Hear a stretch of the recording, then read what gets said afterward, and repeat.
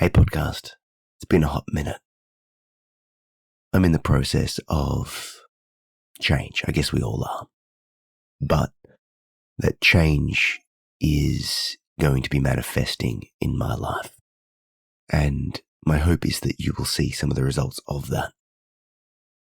I've spent the last 100+ days doing a daily guided meditation on Insight Timer, building a community, showing and helping the establishment of a habit, and creating content. That combined with university level study and deep level of introspection, insight, and sort of just choice, choosing to basically confront, face, and overcome my own bullshit has led to some big changes. I'm sick of scrambling. I'm sick of hoping without action. I'm sick of just getting by. I want to make something of my life, and I want to help other people to do so as well. So if you have been on the website recently, you'll see some changes. I am in the process of updating the landing page, the front page, to really highlight what I want to be doing. Psychotherapy, counseling, coaching, one-on-one work with you. I have recently, as of today, received my graduate diploma of counseling, and I'm 3 units away from finishing the Masters of Counseling. This is big. I finished a placement, and I'm working in the field, both as a self-employed operation through the website, online sessions that you're more than welcome to join in if you want to, and for agencies, which is pretty cool, doing what I want to be doing. I'm finding that this work is profoundly just in line with myself, with my goals, with who I am. Never before have I studied something and lent in this hard, researching above and beyond what was given to me through the university. I did teaching, I've done a personal training, I studied business, and although I enjoyed it and did well, I never really went beyond. I just sort of got through it. Whereas this is different. I'm listening to the books, I'm doing the extra additional courses, I am all in, which is cool. It's exciting to have such an interest. It's exciting to be able to go deep, and it's exciting to be able to do the work. Over the last year, I've had a bunch of one-on-one work with, some of you, and I've also been doing the clinic work, placement, a variety of different things, and yeah, I love it, which is cool, and I really hope that other people can find what they're looking for in this world, as I have with psychotherapy. It's like that Kagi approach. I'm probably butchering it, but the idea that you find something in this world that you are good at, that is needed, that you can get paid for, and that is valuable. I think I got all of those right, but basically, if you can find work that is good, that you enjoy, that you like, that people value, that is needed, and you can get paid for it, well, you're doing it, right? That's the goal. We all have to work. We all have to do what we need to do to survive. But it doesn't have to be painful, or at least the pain can be minimal relative to the joy.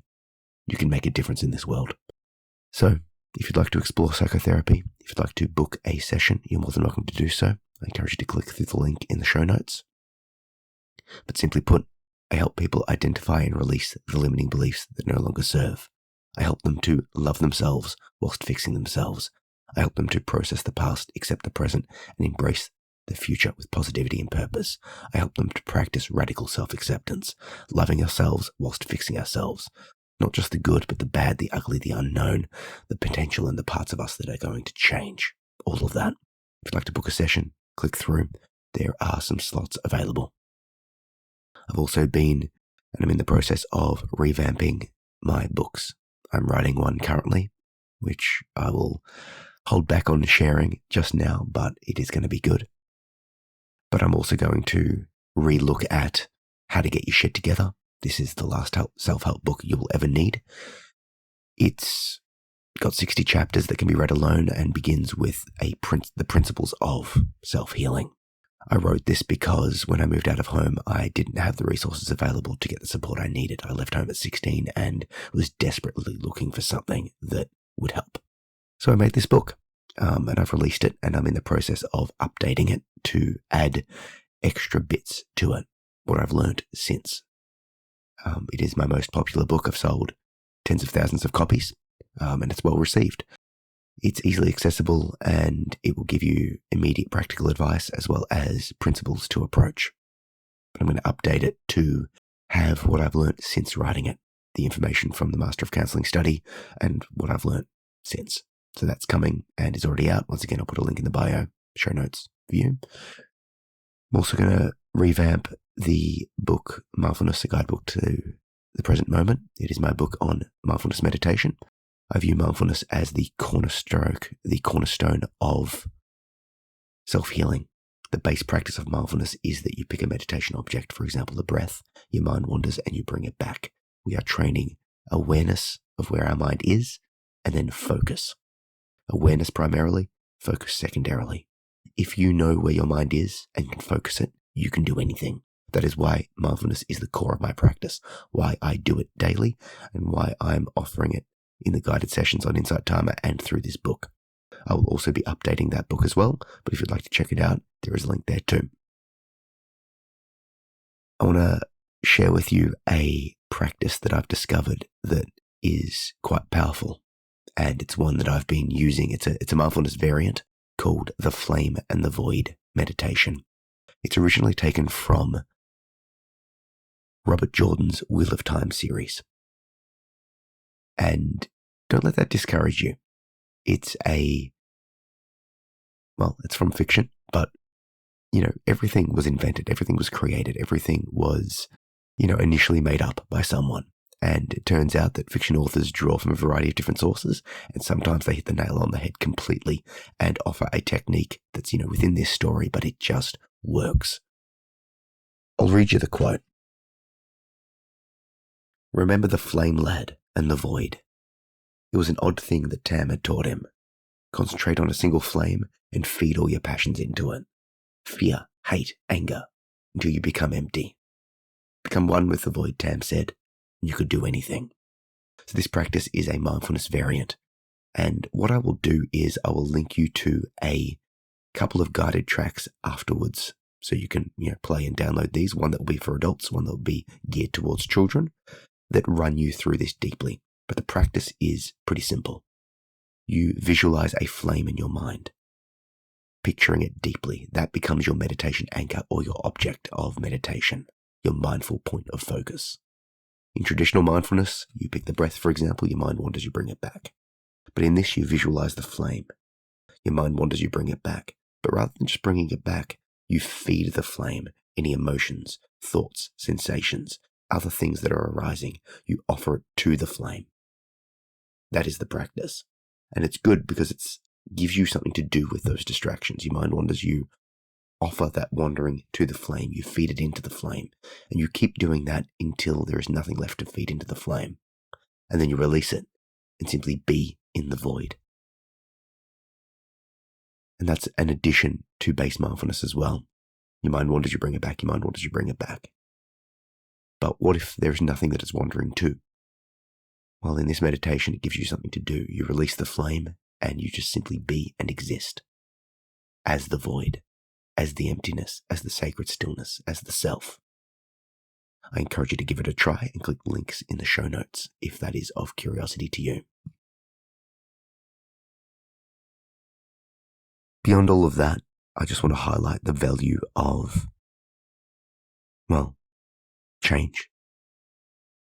We get stuck in the ruts of the past, caught in fight, flight, freeze, fawn, and fantasy, stuck in a mode of survival. Safe enough, but not thriving. I, for one, am sick of that. Sick of my own excuses, sick of the fear of leaving that, uncomfortable rut. And to that end, I've started competing again in Jiu Jitsu. I've been training for quite some time, but have been adverse to competition. And when I did compete, I would do so with excuses in mind, not giving myself the full approach, not giving myself the full lead up, not trying entering too many divisions is an excuse.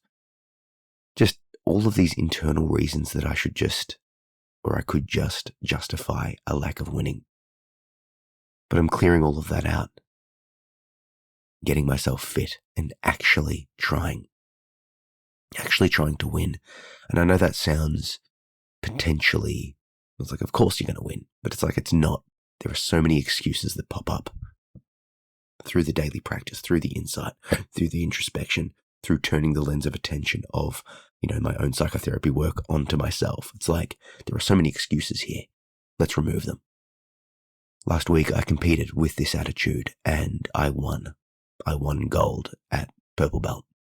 Been training for quite some time, but it's quite a feat to win, and I did. And I'm proud of myself, and I'm not ashamed to be proud of myself, which is new.